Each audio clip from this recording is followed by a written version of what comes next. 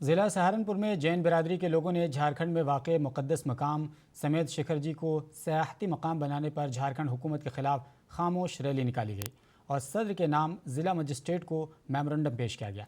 BSP leader Imran Masood का कहना है कि सिर्फ झारखंड हुकूमत का ही नहीं बल्कि मरकज़ी हुकूमत के 2019 के ऑर्डिनेंस का नतीजा है कि मजहबी मकाम को पिकनिक स्पॉट बनाने का काम किया गया।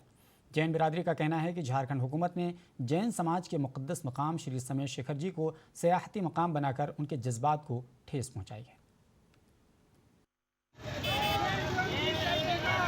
ये केवल झारखंड सरकार का इशू नहीं है, 2019 का अध्यादेश केंद्र सरकार का है और उसी एक अध्यादेश के तहत इसको पर्यटन स्थल घोषित किया गया।